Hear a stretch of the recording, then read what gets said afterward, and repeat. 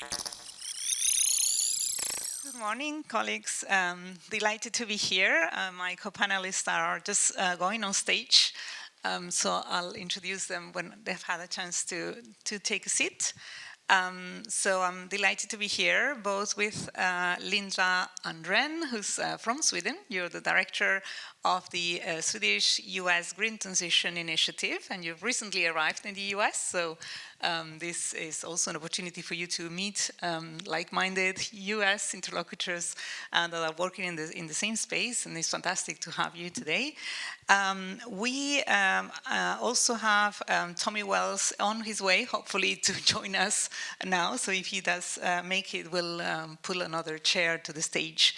But in his absence now, Richard has agreed to join us today, so thank you so much. And you're leading the electricity utility here in the area. That's right. In Arlington County, I'm the Rethink Energy Program Manager. Wonderful. So thank you so much for stepping up to the challenge today. And I just wanted to start the session by giving you a bigger opportunity to introduce yourselves. I'll do that first while you think about what you want to say. And also please mention like one big challenge that you think we should be tackling today in terms of decarbonization of cities. So in my case, where you have it on screen, my name is Mercedes Garcia. I'm the head of global issues at the European Union delegation. We're your neighbors across the street on the other side of Washington Circle. So if you have anything else you want to know about the European Union, please come and visit us.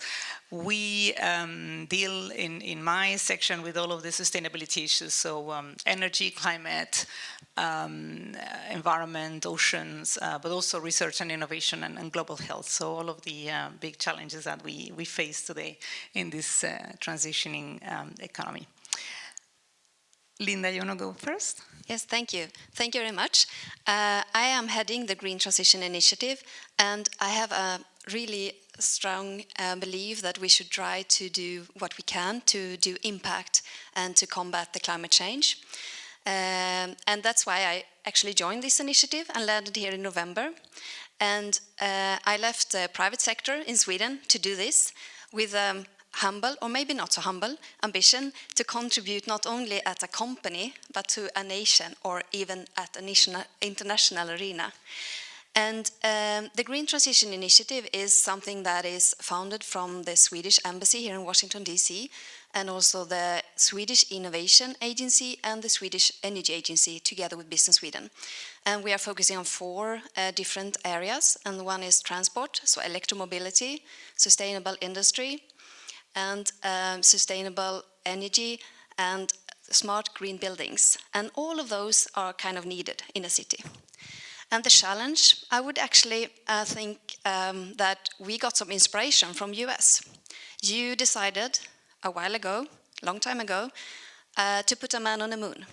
And that was a rather brave ambition. And you did that by collaborating and put in a lot of efforts.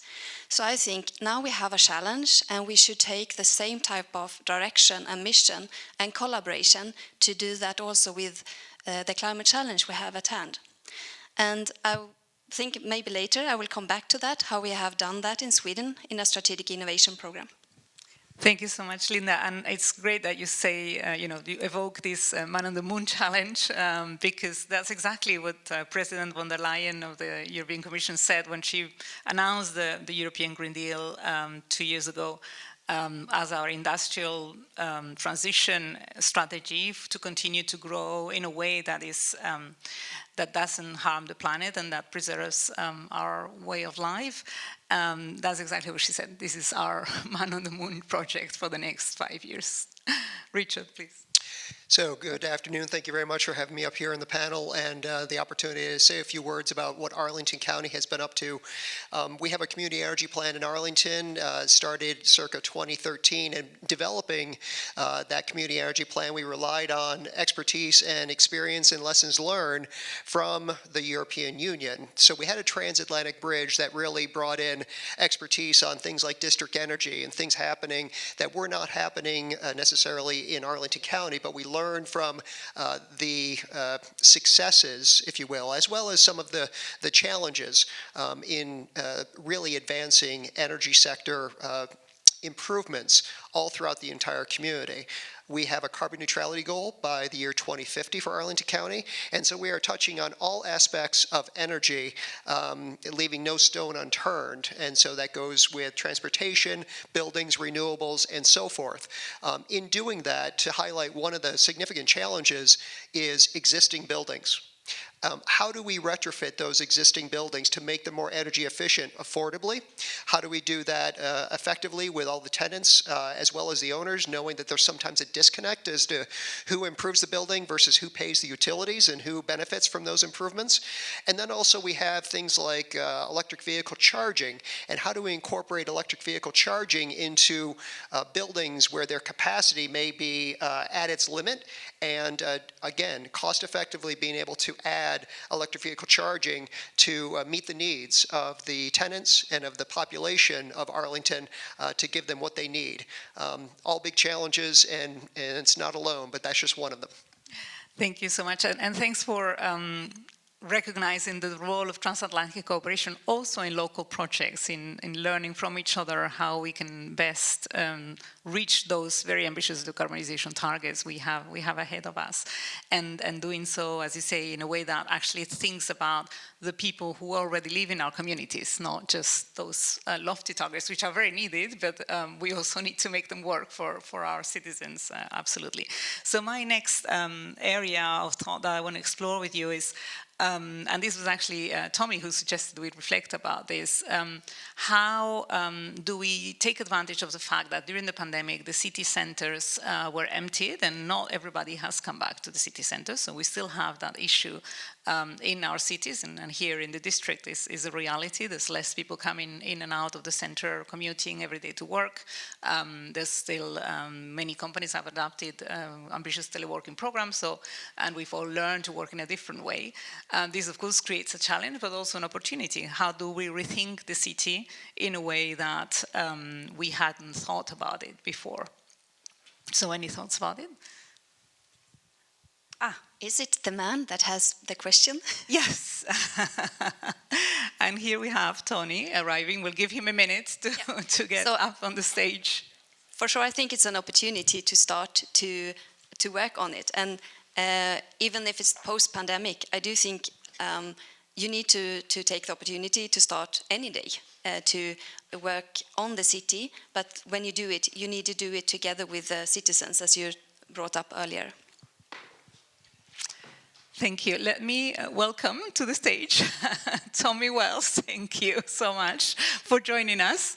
And Tom is the director of the DC Legislative Office, but he's got a long and distinguished career of working for the district, so working for all of us in these areas, and both planning and transportation, etc. So if you want to take a minute just to introduce yourself. Well, let me just, again, apologize. Whoever lives the closest is always the latest. And so I have no excuse on traffic. I took my e-bike. So I'm happy to be here, and especially this panel. We met earlier, and it's a very impressive group. So I'm here to answer questions, especially either on behalf of our great city, the first LEED Platinum city in the world, or, I just came back from Buenos Aires from C40, and meeting with other cities around the world to talk about implementation of what we're going to do.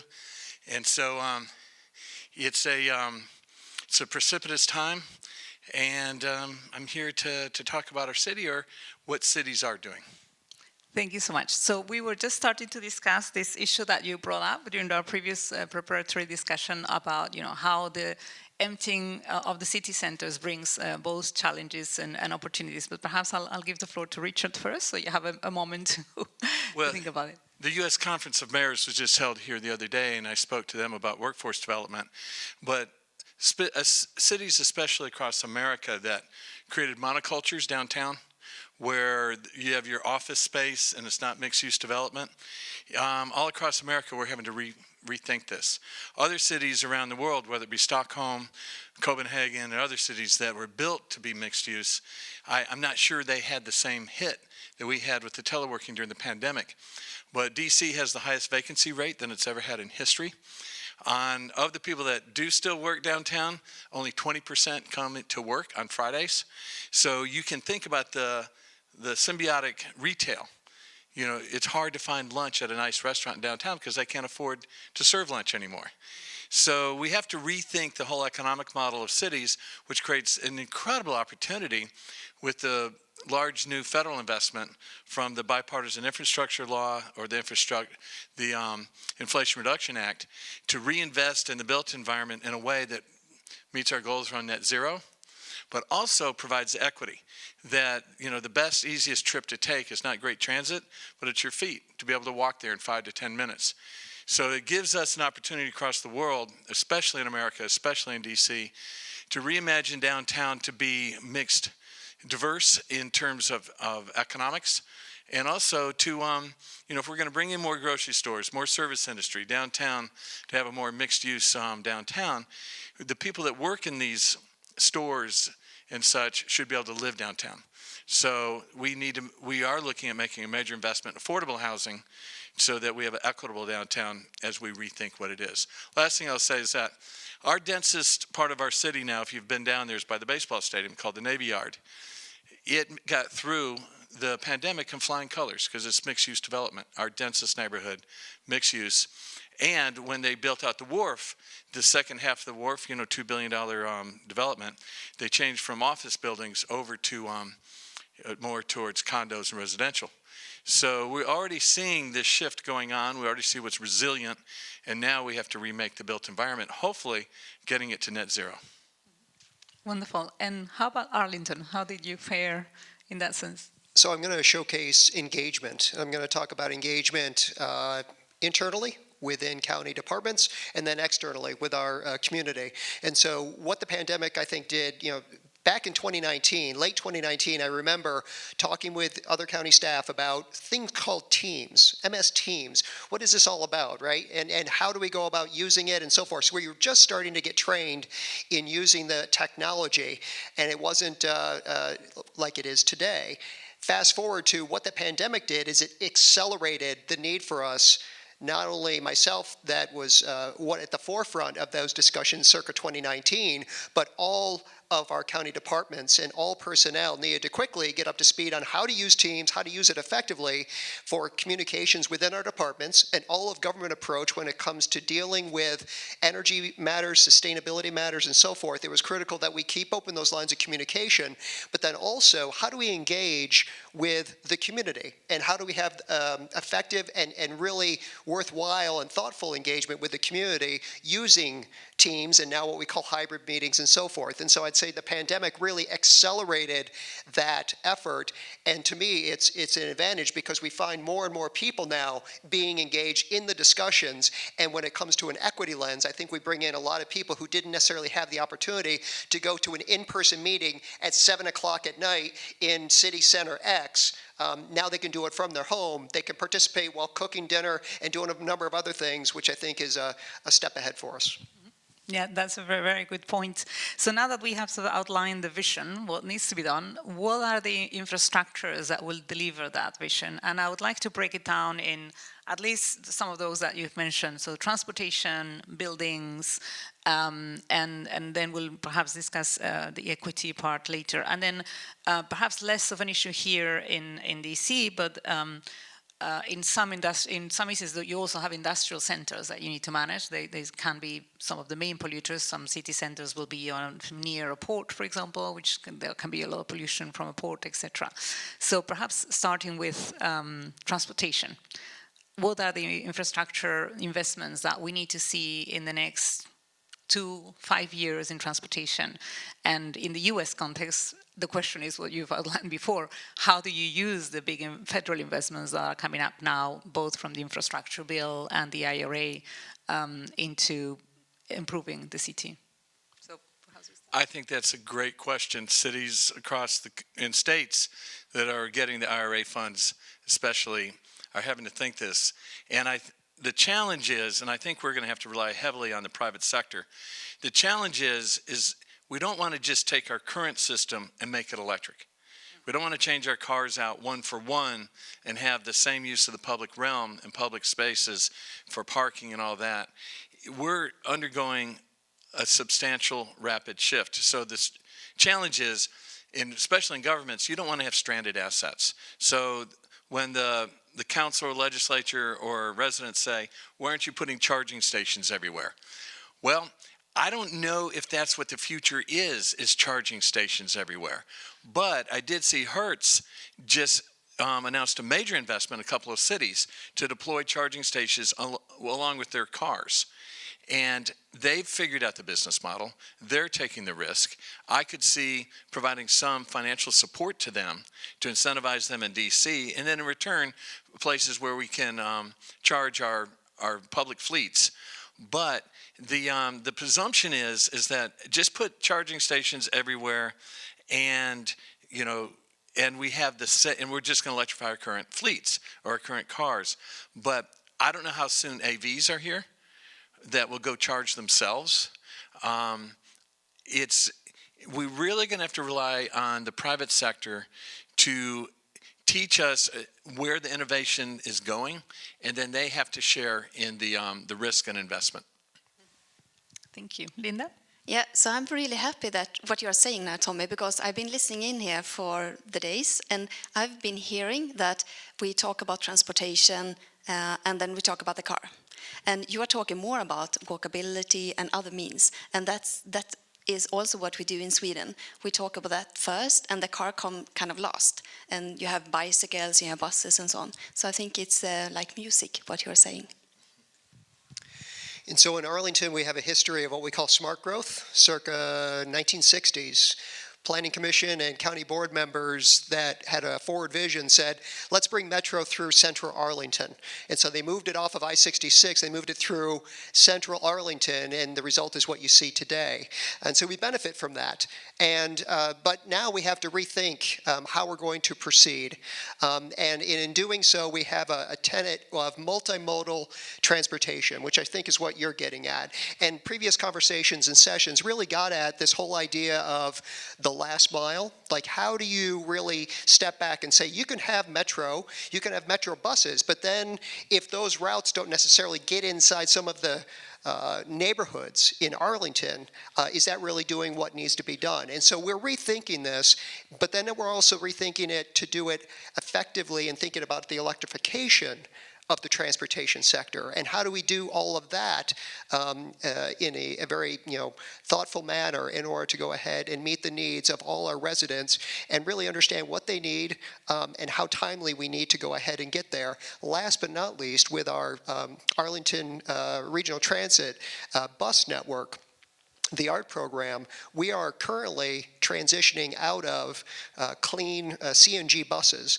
and in doing so, we're now trying to think, I think as Tommy alluded to, there's battery electric buses, and then there's also hydrogen fuel cell buses using green hydrogen.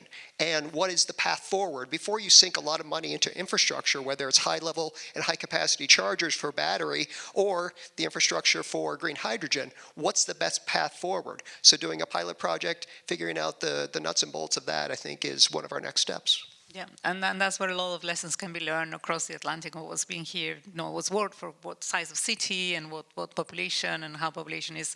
You were reminding me of not long ago we had a similar gathering of leaders from cities in Kansas City, and they were saying they've already built a very well-used tram that goes north-south, and it's fantastic. It was built in Spain, by the way, the part of the infrastructure, the mobile infrastructure, and then so the cars, and now, but what they're really need in terms of equity is west, because that's where the communities live across the city, and that's how they will really improve the social network of the city in a way.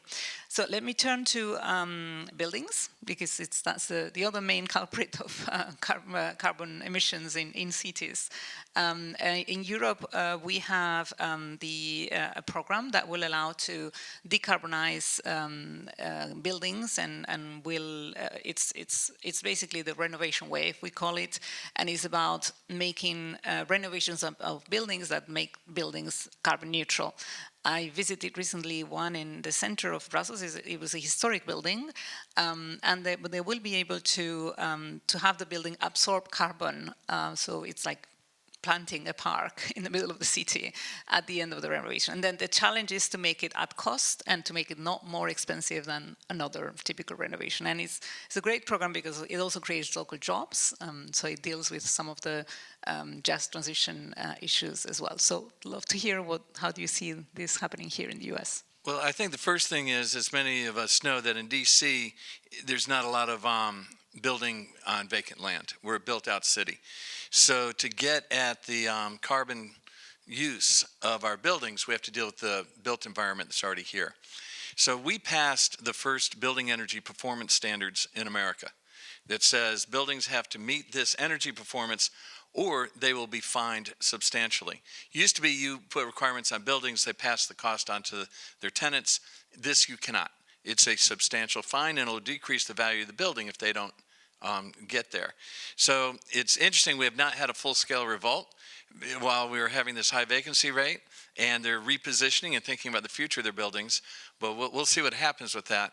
But I think what's important, New York came right after us, New York City and some other cities, and they were not able to do what we did, which is we included affordable housing, multifamily buildings. So multifamily buildings, affordable housing in the city has to meet our building energy performance standards. And the pitch we made is that so often we say, well, you can't get as much affordable housing if you do X, which X could be enforcing zoning around industrial zones. So we put affordable housing over the past years in unhealthy areas, or build affordable housing like we did years ago in DC in a flood zone. We cannot do that again as we reimagine the built environment, so we included affordable housing in it's a higher quality of life, healthier, but also it that cost of energy comes down because that cost comes somewhere. So we're hitting the cycle of the building energy performance standards, and we believe we're going to be able to do it. We've always had carrots out there: the Green Bank, the Sustainable Energy Utility, which invests in reducing people's power usage. And solar, we've got great solar programs for all of our tops of our buildings, but this is the first time we put a stick to it. And that's what we're going to have to do. We're working also at the federal level to be an example to show this is possible. Thank you, and I would agree. I mean, that's clearly the approach we've taken so far in the European Union, is regulation coupled with incentives, and we think that's the policy that typically gets you to the quickest results. If you put incentives only, you'll get eventually there, but not necessarily in the time frame that you need. Yeah. Linda, you want to comment on how you deal with the built environment in Sweden? I don't think I have a concrete example to that. I mean, we have been working with climate contract, and we have 23 cities that have signed this, and it is they all have now a target to be neutral at 2030.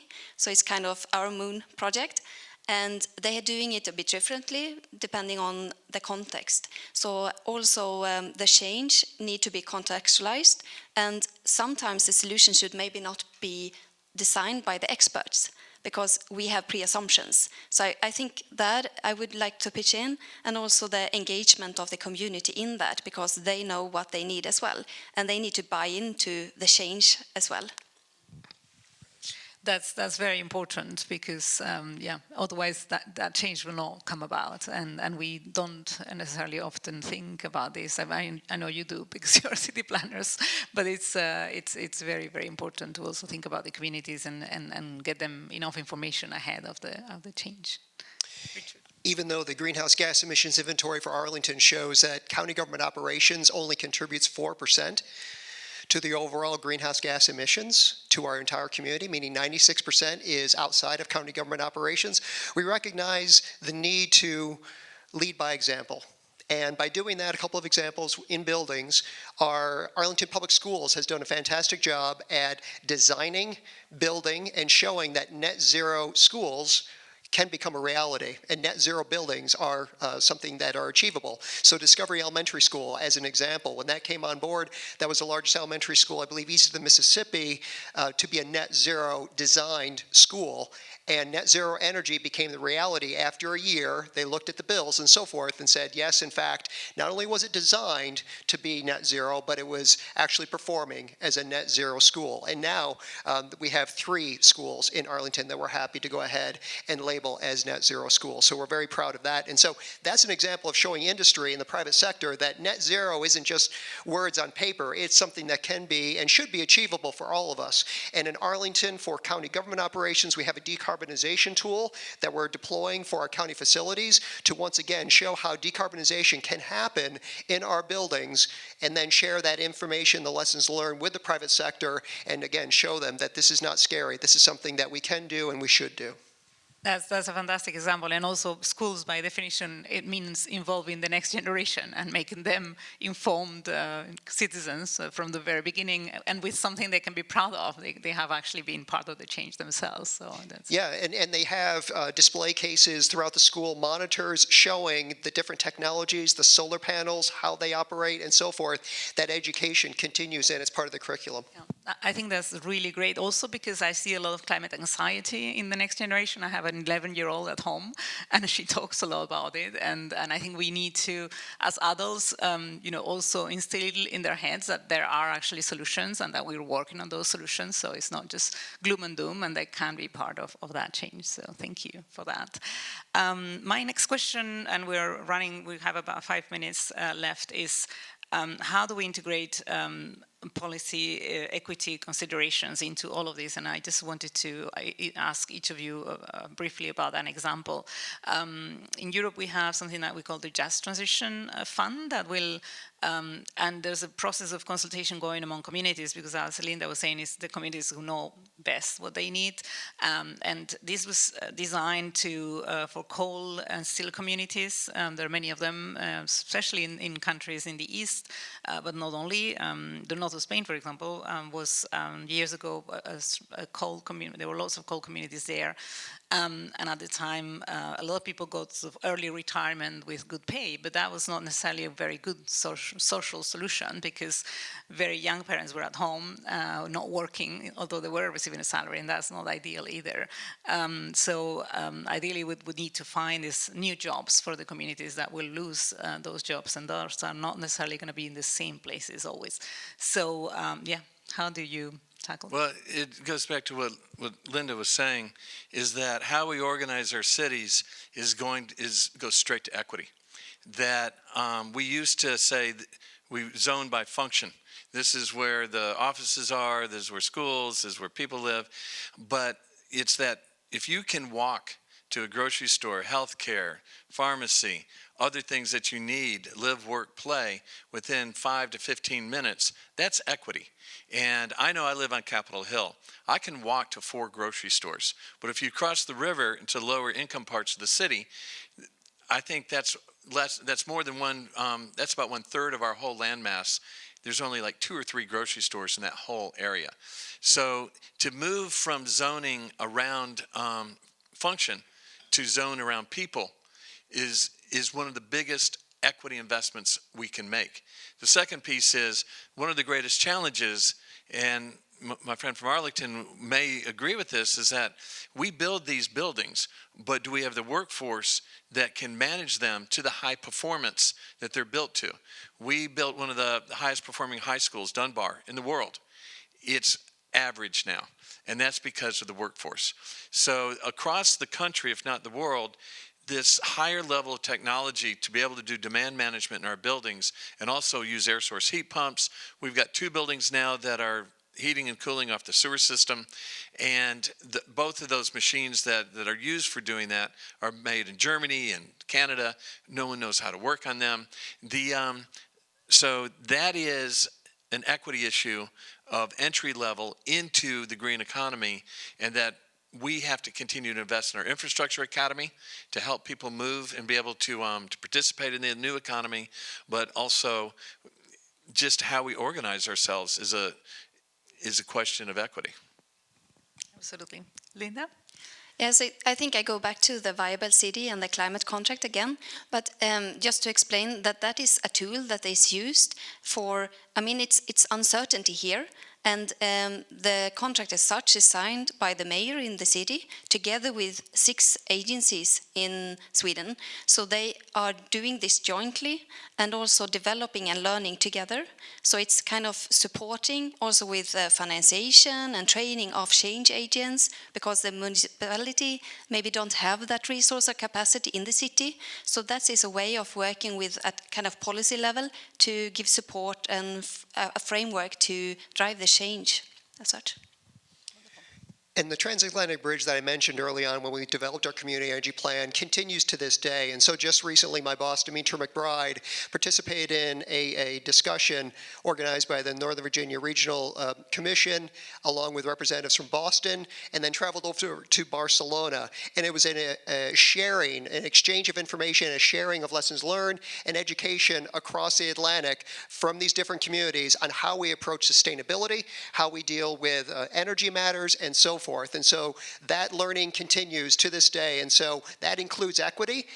In 2019, when we updated our community energy plan, our county board layered onto it not just economics, not just energy security, not just the environment, but energy equity needed to be a fourth lens through which we look at the implementation of programs related to this and making sure we do this appropriately to make sure we don't leave people behind as we go ahead and implement the community energy plan and strive to reach our goals. That's wonderful, and thanks again for bringing that transatlantic perspective. I think we only have a few seconds left, so I'm just going to use them to thank you really for having been here, for having shared your experience and your knowledge of these issues. I'm sure the conversation could have continued for another hour, but I also want to acknowledge the friendship of the Transatlantic Alliance that goes at every level, from the federal to the cities, and you've mentioned many examples of that, how that happens in our work every day. And as Europe is still under the threat and the weaponization of energy and the war in Ukraine, it's really heartwarming to see that the Transatlantic Alliance stays strong and continues to result in a better future for our citizens on both sides of the Atlantic. So thank you. Thank you very much. Thanks. Thank you.